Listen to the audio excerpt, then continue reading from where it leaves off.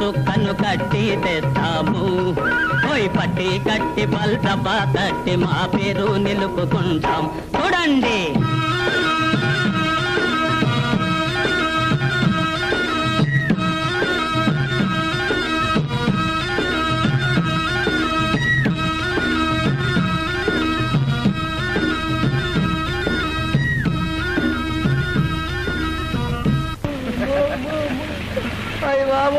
కాళ్ళు పడిపోతున్నాయి. నా వల్ల కాదయ్యా బాబు. పర్వాలేదురా, నీకు పర్వాలేదు అమ్మా, నా వల్ల కాదు.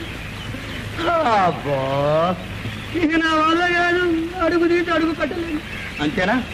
మారుతి అన్నావు, ముల్లో కాలు చాప చుట్టి సంకన పెట్టుకొస్తానన్నావు. అన్నాను నాయన, అన్నాను.